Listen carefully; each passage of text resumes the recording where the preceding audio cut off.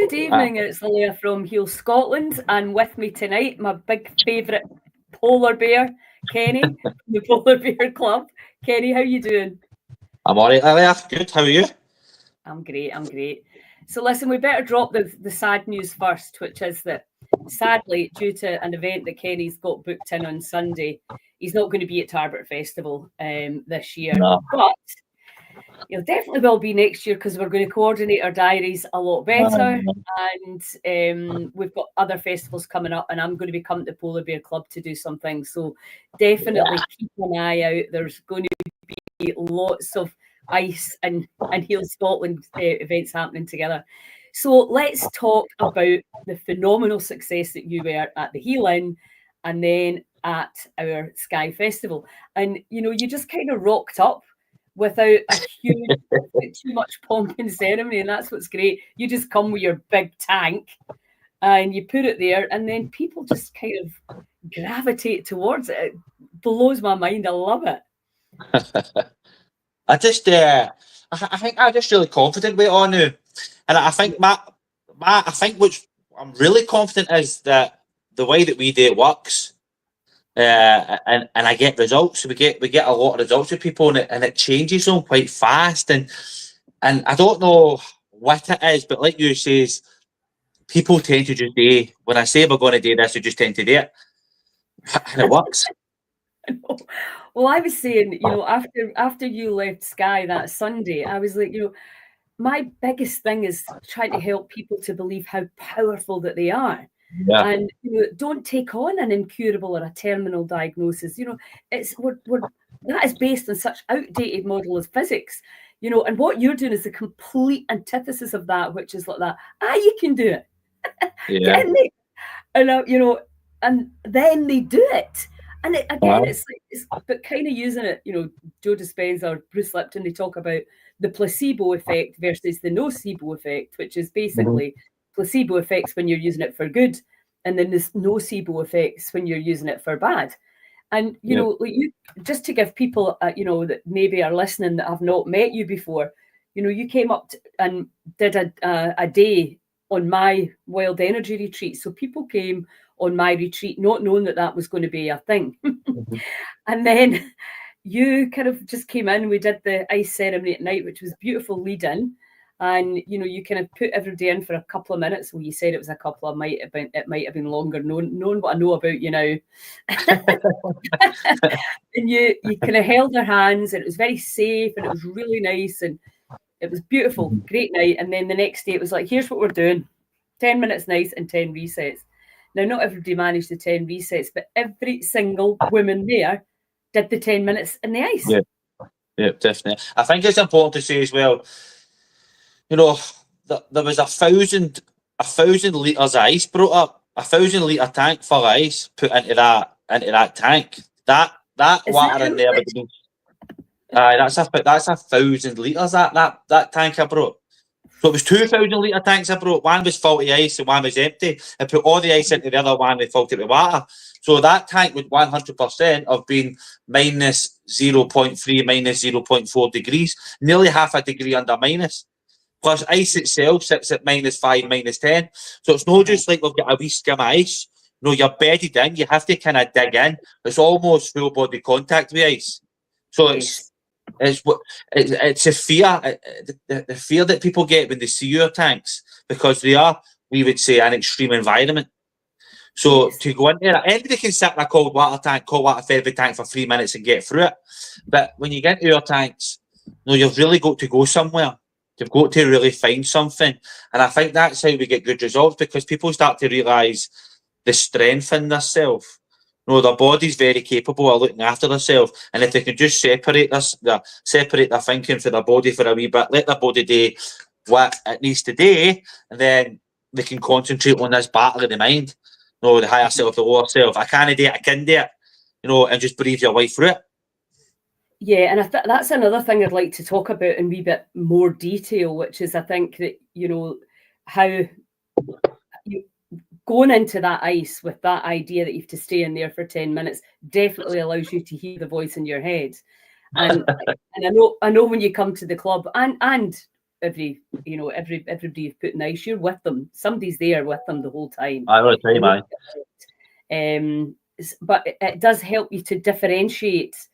That you don't need to listen to that voice in your head. I think it splits it up perfectly, and I kind of found this out with, on this journey, I trying to get sober and stay sober, and then meeting Valerian Romanovsky, and I was kind of searching for God at the same time, and I couldn't really understand the thinking in my mind. And when I went into the tank, it was just split up very simple to, oh, I can't do this is too much. And then the other side saying, come on, just keep breathing. And I noticed it then there, that there was these two people having an argument. Like the higher self and the lower self, we call it. And it's this real screaming in your head. Like anything like depression, anxiety, alcoholism, drug addiction, fear, whatever's going on for you. That side of your head, that negative side of your head is always really, really loud. It's screaming loud. So where do we start to learn to ignore that? How can we start to quieten that down and go, right, that isn't me? So when you go into the tank, we simply just break it down to, I can't do this, I can. And then we look at that, and I say to people the first 45 seconds, can you see it happening? Can you see your head telling you can't do it, and the other side telling you can? That side wants to concentrate on the pain, the discomfort, the call, the sting, and then the other side's going, I can do it if I just breathe. So we try and split up the two separate parts of self, and look at it very simply. And then we try and focus on the higher self purely by just taking a deep breath. So like anything in life, but in the ice tank, like my feet are starting to sting. Let go. My neck's stinging. Oh, I can't handle this. I'm starting to shake. And we just breathe our way through it. And as we start to breathe our way through it, my body, after about 45 seconds, goes into survival mode. And the heart rate starts to slow down. And then my breath starts to become more instinctual. Everybody's breath is different. They've all got their own wee instinctual breath. And that fascinates me. That I could watch that. I could watch people breathing for days. I do watch people breathing for days on end. That's what I do. That is what I do. And I'm always saying to people, come and watch this person breathing. Come and watch this breath, because everybody's is different. And when they start to shake and they go, it just fascinates me. So it does. When they go from fear to courage to the breath to survival. And once you get into survival mode, you can sit there for as long as you want. Yeah. I know. Well, you just did 2 hours, was it, recently? No, I just done an hour and 15 minutes, and just pure ice. It was a ton of ice I had in the big Perspex box. I stood in that right up to my neck, toes to my neck, and pure ice, an hour and 15 minutes. So I'm training. So I'm considering trying to go for the Guinness World Record, which is 4 hours and 5 minutes. So right. I thought, right, I'll start off. I'll do an hour and see how that feels, because a couple of the coaches have done it and beyond it. And I thought, right, I'll do the hour. I felt the hour, it was all right. I see the problem. I wasn't even cold, it was issue. It was the back pain. Yeah. So, but weight stand and all that. My next one I'll do over 2 hours, and then I'll attempt to 3 hours. If I can do the 3 hours, then I'll probably go for the over 4 hours, 5 minutes. That's the plan. It's so. What do you like? Are you just getting people to focus on the breath? I know when I was in, you and I ended up talking about the Titanic experiment, which totally fascinated me. So that kind of kept me distracted, and actually, I felt completely fine. I mean, it's obviously I was happy to get out, but I definitely wasn't taken to the nth degree. Which I suppose when you start to try and break records, that's what's going to happen. But what do you actually like? Because it's almost like it's a wee bit boring. Like, what are you going to do in there to get you to 4 hours, whatever? What are you thinking about? How do you keep your body temperature up, or do you not even try? Do you just? You can keep your body temperature. You can keep your body temperature up. You can really focus on it, and you can really just see. My problem in the tank that time was because of the way I stood up too straight rather than slouching in my normal position. And it started to get my back pain, which came into my chest, and I couldn't get my breathing right. So if I was going to go for the record that time, I wouldn't have made it. But if you can get yourself comfortable and focus on your breath, realistically what you're trying to do is separate yourself from your body, right? It's like everything you talk about with healing yourself, right? Your body knows what to do. Like your body, the body is a divine design. It's designed perfectly to run. It's our fucking free will and our mind that destroys everything. It's the heat that fucks everything up, man, right? So as soon as you get any doubt and fear and panic and stress, then your temperature starts to drop. So when we are telling you to focus on your breath, some people just sit and talk their way through it. But you couldn't do that for 4 hours because you'll tire yourself out. Right? You couldn't do that for hours because you'll just tire yourself out. You need to get into a zone. So for me, it's simple, man. We just focus on the breath and get into a rhythm and try and just allow the body. The shake is everything. So we're trying to just allow the body to do what it's meant to do.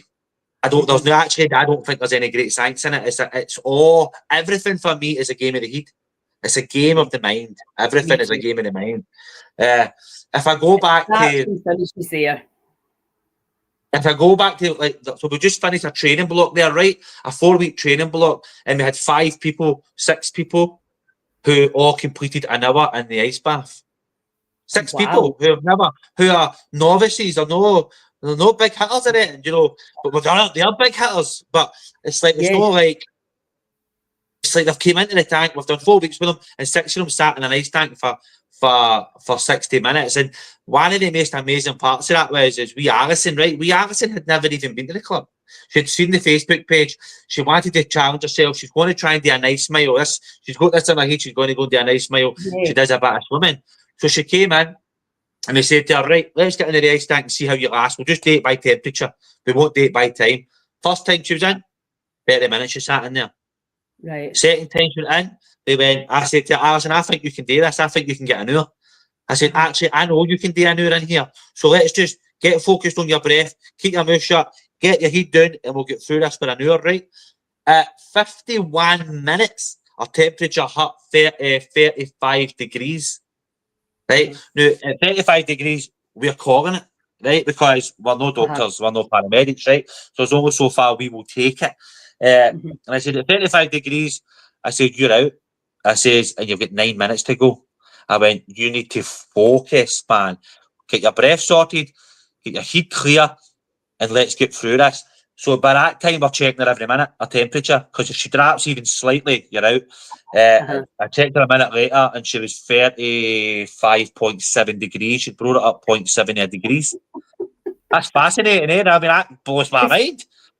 Totally fascinating. It totally blows my mind, man. It's incredible. Absolutely incredible. We see that all the time. What you're doing, though, is it's a bit like, you know, Roger Bannister, he broke the 4-minute mile. So you've just kind of made it, well, you can stay in for 10 minutes and everybody's just doing it with no other effects. You can stay in for as long as you want. If you look at Jack there at 6 hours, you can stay in pretty much. It's on the heat. It really is on the heat. Let's talk about the people that want to keep saying how dangerous it is. Because even in that one, when I came out of the 11 resets, I definitely want to do the 100. And that video went viral on TikTok. And people are like, that's dangerous. And you're like, I was totally buzzing like a freaking... because everybody's so hell-bent on this.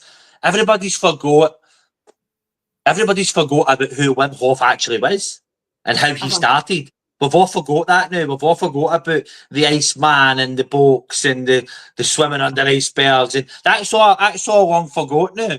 And the head diving after waterfalls that you used to do in the middle of the winter. That's all long gone. And now it's all prim and proper and 3 minutes and blah, blah, blah. I don't do it for brown fats and dopamine levels and immune systems. I do it to build mental strength. Yes. This is a game in the mind for me. This is about changing people's perceptions of themselves. So why does a boxer stand in a boxing ring for 12 rounds and take punches to the head for 12 rounds? It's a ridiculous sport. It's a stupid sport to stand there and get a doing for 12 rounds. Why would you do that? So why would you put yourself into the ice and challenge yourself? Because it's a challenge. Yes. Because it's a serious challenge. And for most people, it's life-changing when they realise how strong they are. Well, this is exactly it. This is what I was saying. This is what why is it so difficult to believe you're going to die and so difficult to believe that you can heal? That mystifies me. You know, and that's when I was talking to you on that Sunday afterwards, I was like, we're doing exact opposite of what is happening in the system.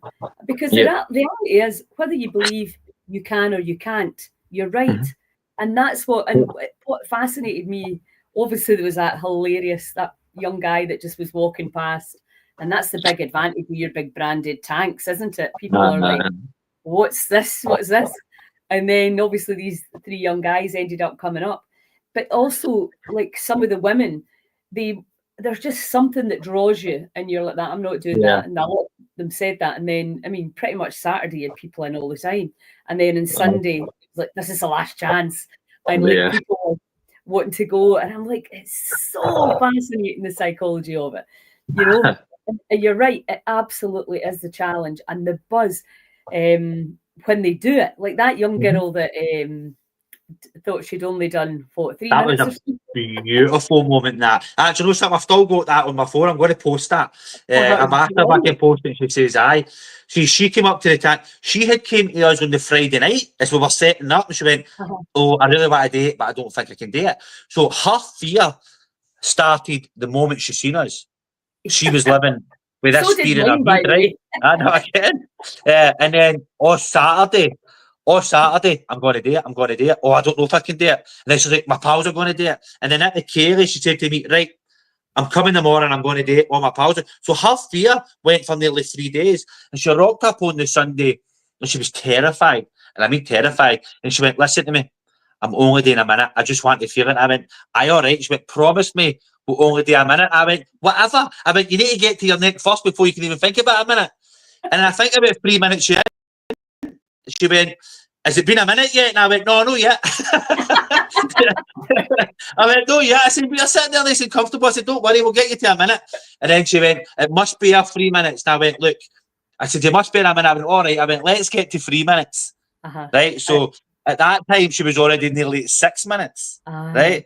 Yeah. By that time, and I said to her, let's just do 3. You've done 1. So by that time, she was at 6. And then I said to her, at 9 minutes, I went, like, if we do another 60 seconds, you'll be at that time. And I showed her the clock and it was at 9 minutes and she just lost it.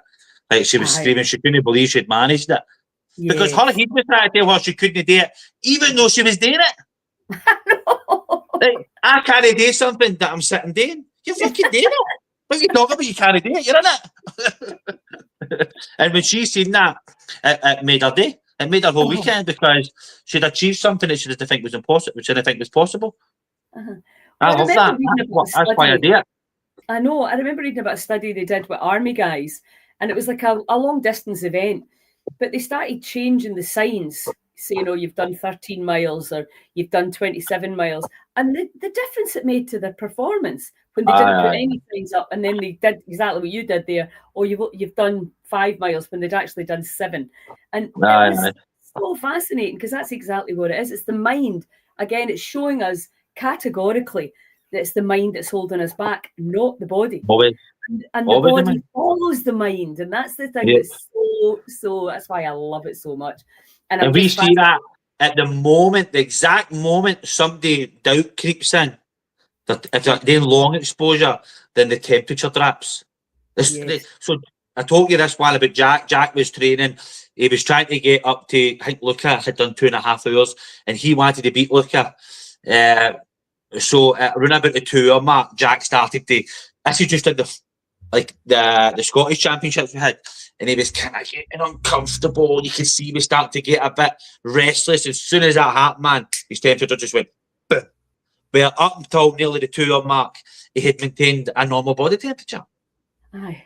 But as soon as he clipped in, he was gone. And then that wee bit of knowledge, he took it to the Polish Championships and sat in it for 6 hours until he wanted a fag. So it's like, it's all in the heat. Everything's on the heat. We've got folder after folder after folder after folder of people that we've put in the tank and long. It's hundreds of folders of people who have studied their temperatures. And it always the same. It's always the same. Yeah. Aye, it's so fascinating. And it does make you start to think, you know, like, because you guys are really, you know, setting some real powerful, you know, like, what's the word I'm looking for? You know, examples of what is possible. And that, and and you do start to think, where is the limit to this? Because I said this to you as well. It's like, what if you'd said to them, "We're staying in for 12 minutes and doing 12 resets"? I know for a fact I would have done it. They would have done it, aye. Absolutely. And you're like, it's just so interesting, and how, and the trust. And I have to say, you definitely have your confidence is palpable, and people don't even question it now. They're just like that, going, "Well, if he says I can do it, I can do it." That's interesting as well, isn't it? Because I was saying, you're bored, like standing, looking at people all day in ice, and you're like, no, because it fascinates you. It's your absolute. We were pioneers at the start, at the very, very start. We first met Valery Romanovsky, and we were working out of the West End and the big premises there. We were just testing ourselves. Right, we were doing it every Wednesday night. We were just jumping in a tank, going, "Let's see what happens if we sit in for an hour. Let's see what happens if we do 600 resets." And then we were like, "Shit, too much." And then we were learning the mistake. Like, we were making hundreds of mistakes, man. Like, loads of mistakes, but we were testing it on ourselves. We were just pioneering. So that what we learned through all that, and then started today, that took us to World Championships, and that took us to Titanic projects and -50 chambers and all this mad stuff we've done. It's just took us to a good place of knowledge, as well as the hundreds and hundreds of people we've tested. When I see people now, I'm just so confident, first, that they'll be all right, and that they can do it. And what's more fascinating is women are so much stronger in the ice. So much stronger.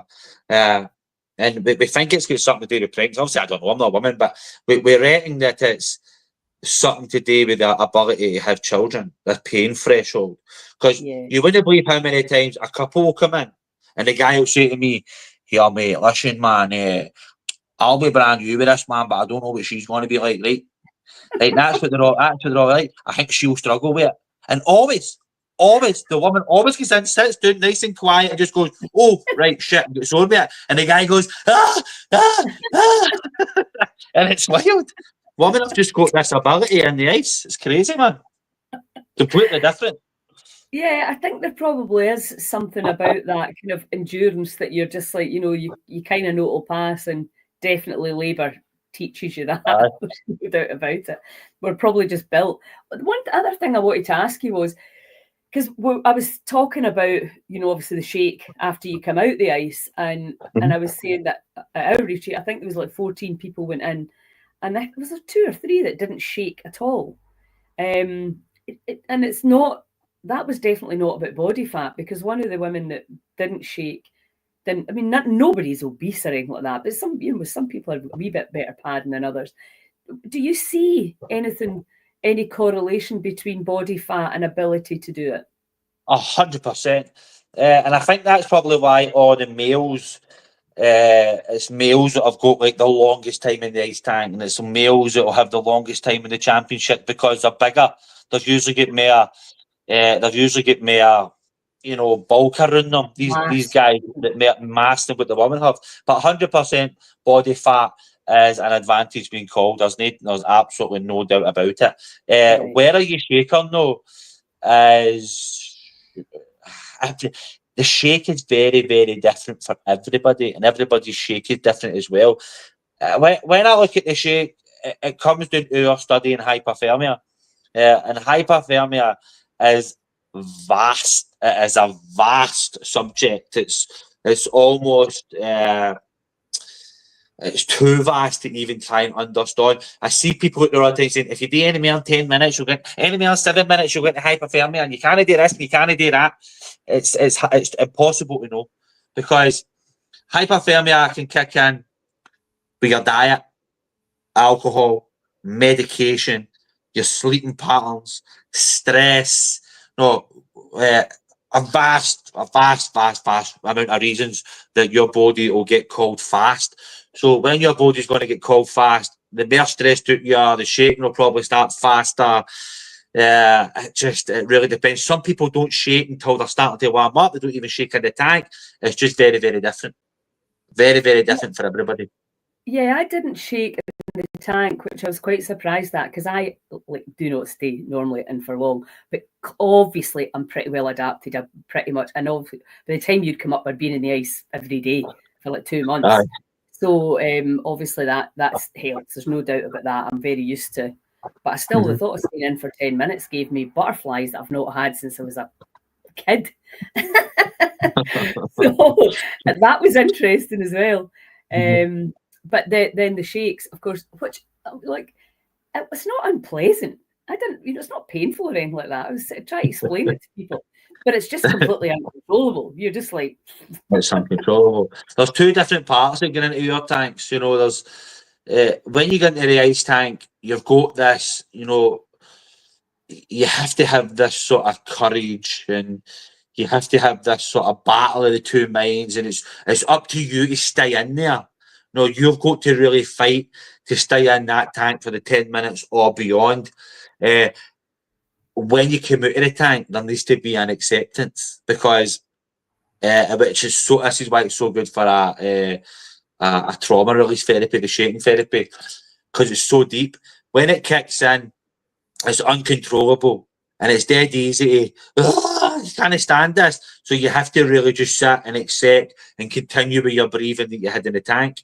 Because you see people are starting to roll about, and if we do long exposure, it's dead important to stay still. There's none of this horse dance and all that. When you're really, really cold, you need to stay still, quiet, don't move, and let the body warm itself back up.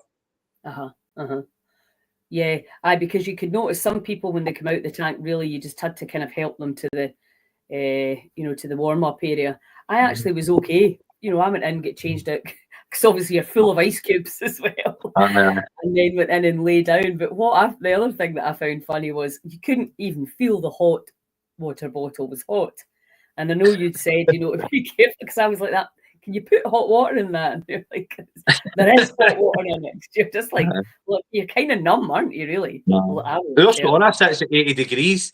And when people come out of the ice tank and go into the sauna, they're like, is this even on? And it takes like 5-10 minutes for them to start to feel it before they can even feel the benefit of the sauna. Yeah. That's when I knew I was coming out of it, when I actually started to feel the heat coming from the fire, because it was bloody roasting in that room. That huge big fire, full pelt. Yeah, so that was really interesting as well. So is your sauna electric? Aye. It's much easier that way, isn't it? It's inside my building, so it's electric. Yeah. The cracker, man, your sauna is an absolute belter. It fits about 12 people.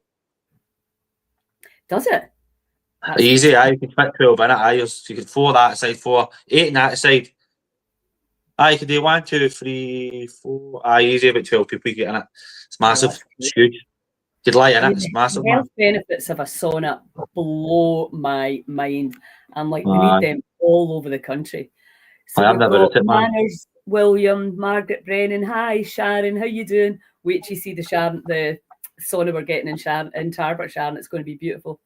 Yeah, so let's talk about, obviously you've got the Millport event, which unfortunately is the same weekend as the festival. But tell us about that. What's happening there? So Millport is our annual event. We done it. It was going to be our annual event. We done it last year. It was just a normal event for us last year. We're going to head out to Millport. I love Millport. I've been going there since I've been a wee boy. And I go every year. I've probably been every year since I've been a wee boy, and I've got family out there. And we just done an event last year, and it was mobbed. In the Pier Hotel, they had to start phoning around all their staff. You need to get down here and help us. These polar bears are too cold. We had a big party on the beach, and it was jumping off the pier, and we done a big breath work. It was just an amazing day. So we decided that, because that was the calling of disco dipping season.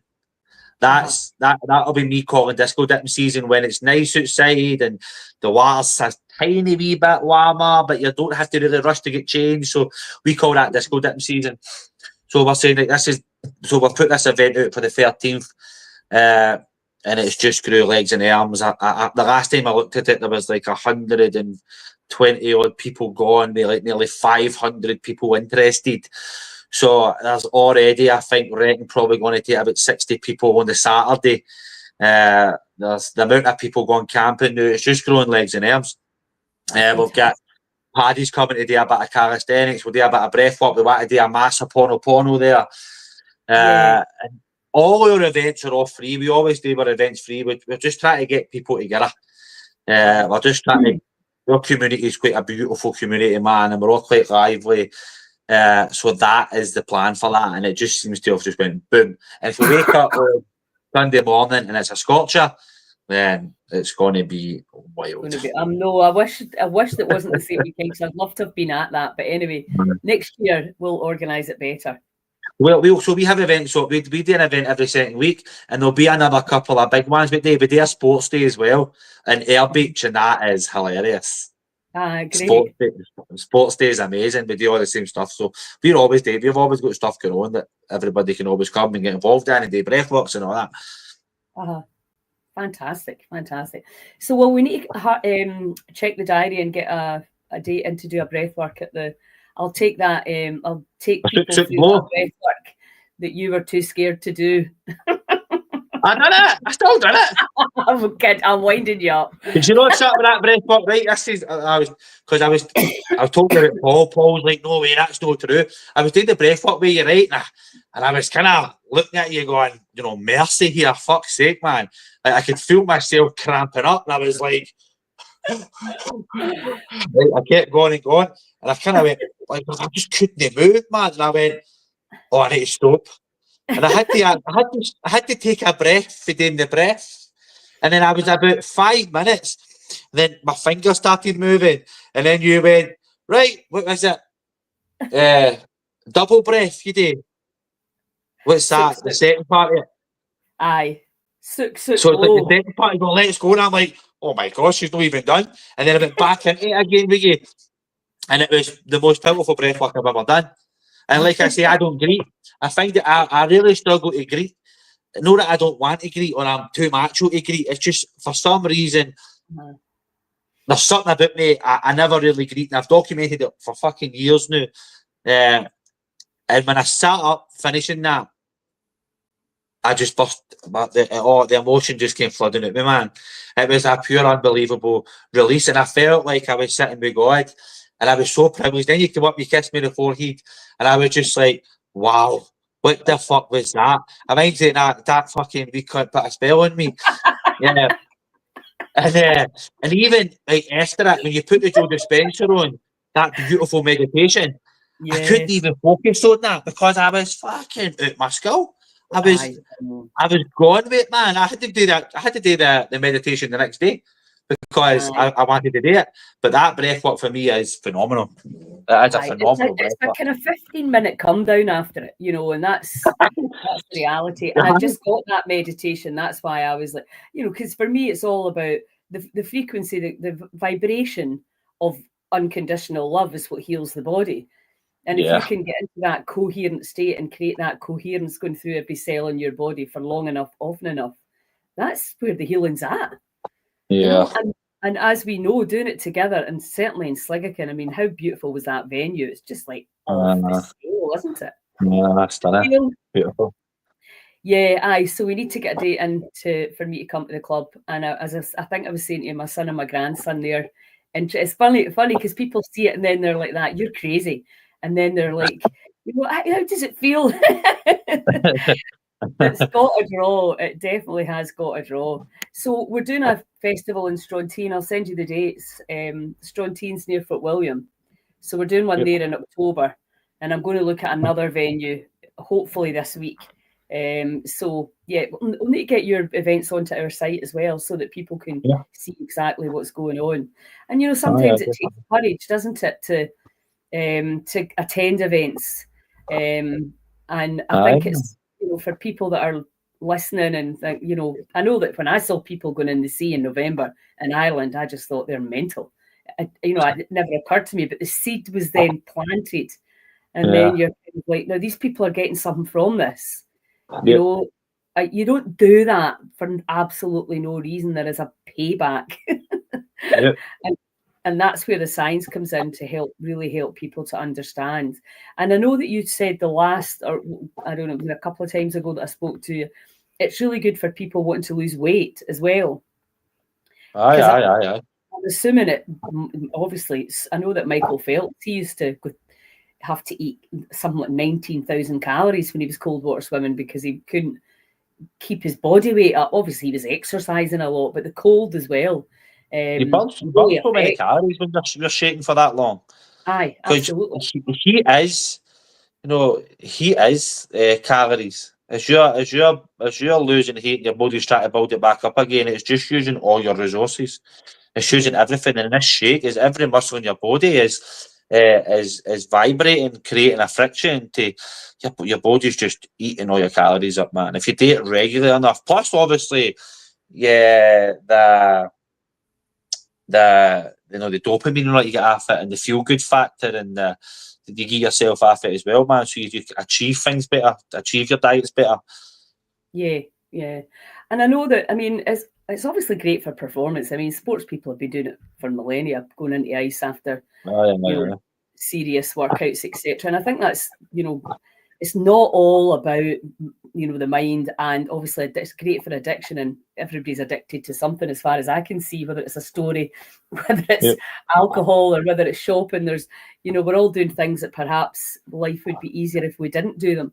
So that is obviously a great reason to try it as well. How does it work at your club in terms of, can people just rock up and talk to you guys? Well, you can rock up, man. You can. I mean, if everybody wants to just come in the club and see as they can. But you go to the website and you can book a slot. Right. You can book an actual slot, or Tuesday for 12 o'clock onwards. It's Tuesday's a walk-in day. Thursday 7 o'clock is my big Thursday night, and that's my big party night. And people can just rock in at 7 o'clock. And Saturday is like a duel. You can book in or just rock in on a Saturday. Right. So plenty of what's the website address? www.polarbearclub.co.uk. Right. Okay. I'm just going to put that in the box.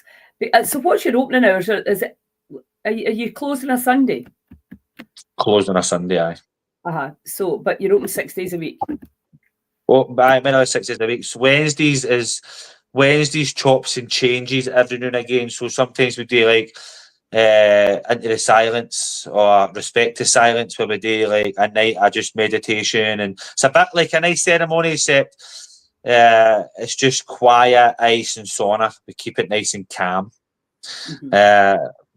The one-to-one sessions that I really like, they are really getting into people's heads. If you like a bit of a song and a dance and a carry on, then Thursday night's for you. Yeah.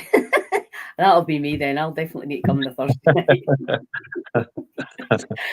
But I really do prefer one-to-ones. I like being with somebody and talking to them and having the space clear and really getting into their heads with them. That's what I prefer to do. Sometimes I whip out the sound bowls and the didgeridoo when they're in there and all. Well, I was going to say that. Like, remember, who was in Lewis and the guy from the Kirtan Highlands? Aye, beautiful guy. And is it Rosie?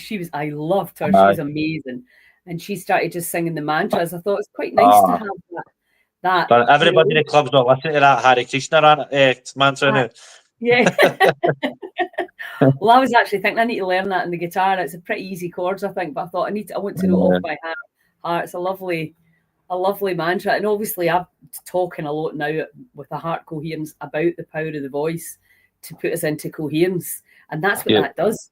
It's very meditative, and it's I think for a lot of us in the West, sitting with your eyes closed and kind of hoping that you're meditating is quite challenging. Whereas if you do breath work, if you've got a guided meditation from Joe, or if you use your voice or humming, chanting, these are the ways that are just really, really easy for the quietens the mind, and the body gets the good information. So but again, it's like people are like, "What are you weirdos doing?" Because they don't understand. I don't know. I think times are changing, man. So I do. I definitely think times are changing with all that. I think everybody seems to want to be spiritual these days, and everybody's spiritual and they're on this holistic path. So I definitely think there's a change in there. And I definitely with the club as well, man. I mean, your club's like a pure hippie fest sometimes with the sound balls and the didgeridoo and the shamanic drum and all that sort of stuff and the chanting and the mantras. We love it, man. We love it. Oh no, so do I. I absolutely love it. I love Kirtan Highland. I sent you that link. There's one on a Sunday, every Sunday in Glasgow. I've seen that. So I was thinking maybe try and get along to that. Yeah, it's as you say, the body knows what to do. It's just that for some reason, somewhere along the line, we stopped singing and dancing the way that we should have, and we started taking life too seriously. And that's what's great about your club. You're seeing people having so much fun, and it's the same as you can see. The festivals are an absolute blast. That Kaylee was a riot on the Saturday night. I love the Kaylee because it ticks so many boxes. You know, the spinning, the social side, the cardiovascular exercise. Yeah. How fit must you have been to do that 2 or 3 times a week? You know, like my mum's generation. But the last time I done a Kaylee, I was in primary 7, I think. That's when I was there. I was like, oh no, man, I don't even know what to do here. It's quite challenging, actually. Quite a challenging dance. Aye, it is, and it's fast. That's the other thing. If you cannot slow it down a little bit, when you're just doing one thing and then you're meant to be doing another thing, it's like, but no, it's very fun. I really enjoy it. Right, well, we better go. We better wrap this up. And listen, if I don't see you, I probably won't see you before. Have a brilliant time in Millport, and we'll miss you at the festival, but we understand, and we'll definitely get together soon. I will do it. We'll sort something out very, very soon. Aye. Okay, hun. All right, mate. God bless. Night.